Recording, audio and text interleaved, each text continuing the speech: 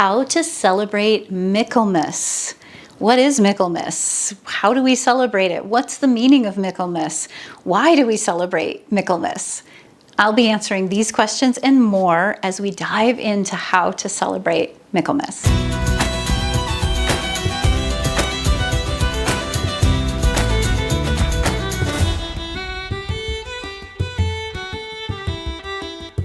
Welcome, I'm Kim Marie, and this channel is dedicated to supporting women to connect with their most empowered self so they can live their most fulfilling life. So today we're talking about Michaelmas.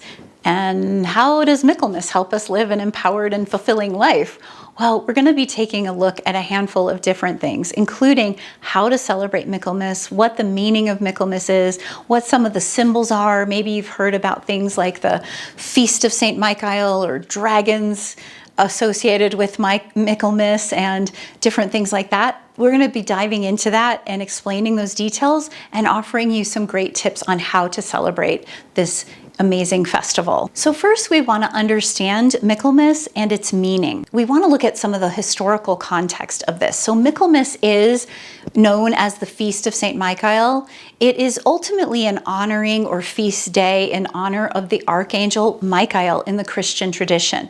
Now, the Christian tradition has its own quarter days, very similar to pagan quarter days of celebrating the equinoxes and solstices. So this is another one of those festivals like Mabon or autumn equinox or Michaelmas that is really intended to look at this particular time of year and the harvest, and it's also associated with the idea of dragons. There's a certain amount of symbolism connected with the dragons, and that comes from the story of St. George and the dragon. And as the story goes, there was a king and he had this kingdom and a dragon was terrorizing the kingdom. And in order to appease the dragon, they had to sacrifice a maiden to the dragon each year.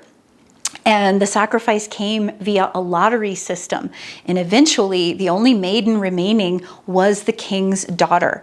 And St. George, or this knight named George, was determined to save the princess from being sacrificed to the dragon and committed to fighting the dragon, okay? And ultimately, the story was this idea of fighting the dragon in order to preserve the kingdom, stop the terror, and it's become symbolic of overcoming the challenges within ourselves with courage. And St. George called upon the Archangel Michael for support and courage to face the dragon and ultimately remove the terror from the kingdom.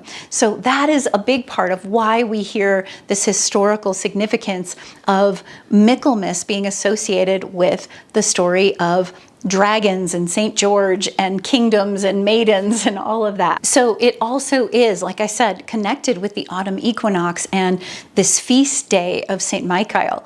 And so we can look at this in terms of honoring the harvest, again, like the other festivals of autumn equinox or Mabon, and looking at these kinds of elements of the season and the wheel of the year. But just this happens to be a Christian festival or Christian tradition. I learned about the festival of Michaelmas based on the school that my children went to. They had festivals every year to celebrate the concept of Michaelmas, but it wasn't really about archangels and Christianity or anything like that in terms of something more hardcore. What I loved is it began to help me see a more esoteric side of Christianity that very few of us know and very few of us realize. Many of these quarter festivals, even in the Christian tradition, were based on some of the pagan festivals. And sadly, the Christian tradition dubbed paganism as like devil worship or something like that, and it's anything but that's for another video. Ultimately, though, by looking at some of these festivals in the Christian tradition, these quarterly festivals and other seasonal or rhythmic festivals in the course of the year, we start to get to know a deeper meaning behind some of the players like the Archangel Michael in the cycle of the year and in the way that we can unfold ourselves or even call upon guidance from these people or these beings in that happen to be in the Christian tradition, in addition to other aspects of connecting with, say, our ancestors or other guides, as we relate maybe in the pagan tradition or indigenous wisdom. So one of the things to note here, in terms of some of the symbolism around the festival, so yes, we have harvest, but there's this concept of courage. That is probably the biggest element to consider. And when I would go to those festivals at my children's school, they had a whole enactment of St. George taming the dragon. It was about taming the dragon and ultimately representing this whole incredible symbolism of taming our own inner dragons, the dragons that rear their ugly heads within us as we turn inward at the turn of the wheel of the year with the autumn equinox and this time of the days growing ever darker. September 29th is considered the feast day of St. Michael. So it's only a few days, about a week after the autumn equinox, and it's all in this time of turning inward where the days grow shorter, the nights grow longer, and we're seeking to connect with our inner light. And sometimes in order to move through that darkness and be willing to tap into that inner light, we have to be having some courage. We have to step into a more courageous stance to find that inner light. And that is in many ways what the Festival of Michaelmas is helping us to do, is connect with that courage and so that we can tame the dragons from within. I like to speak to it also in the context of looking at the fact that sometimes if at this harvest time, we might imagine that, okay, we're harvesting the fruits of what has been sown in the previous time in the year, and yet there might be dragons standing before that harvest, so before we can actually gather what new has arrived for us and what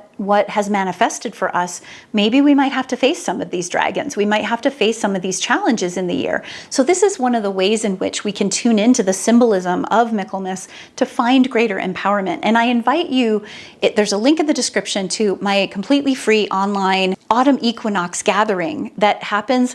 I do these quarterly gatherings free of charge every single year throughout the year.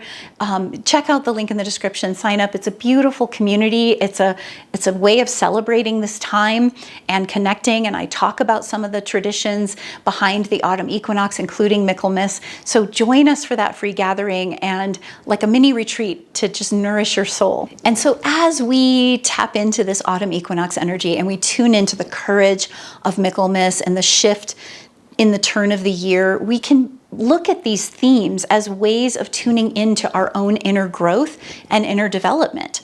We too go through the cycle of the year. We too experience these changes. We have dragons to face. We have a harvest to gather. We have these elements in our life in a more esoteric, inner metaphorical way, which is so lovely to consider these festivals to help us tune into those. It wasn't until I connected with the Festival of Michaelmas, which happens to be one of my favorites, in that it really began to shift my own life around how to face my inner dragons. Some people in the psychological world would call this facing our shadow, right? Our dragons might be thought of also as our inner shadows, the subconscious aspects of ourselves that we often struggle to have courage to face. We don't want to see them, so we keep them hidden. We don't allow ourselves to go to those depths and excavate them. And when I learned about Michaelmas and this whole idea of cultivating courage and calling upon our guides and calling upon spirit to support us to find that courage to face those dragons and ultimately reap the harvest that has been growing for us through the year, that really changed a lot of things. It helped me to understand that we're not alone in this journey. We don't have to do it all alone. We can call upon guides. We can honor these festivals together and come together in community and understand that we're all doing this. We're all dealing with our dragons. We're all seeking to reap the harvest and find a way through to step into a new territory, a new space, a new vision for ourselves, and step out of our comfort zone. And sometimes it's about taming the dragon. And there are I love the concept also of taming the dragon as opposed to necessarily, killing the dragon or, eliminating the dragon. There may be times when our dragons need to be removed, but most of the time, it's about integrating and taming the dragon to work for us, right? So our dragons might be things like our fears and our doubts and all that we don't have courage to face.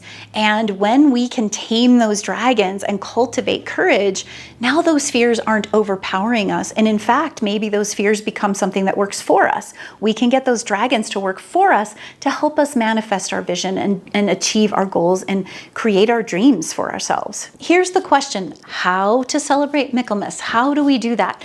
How do we actually celebrate it? Well, if you're lucky enough, like I was, to have a school nearby where you could go to the festival of Michaelmas, definitely check that out. Waldorf schools happen to have those festivals. I'm sure there may be other Christian schools that may have those festivals.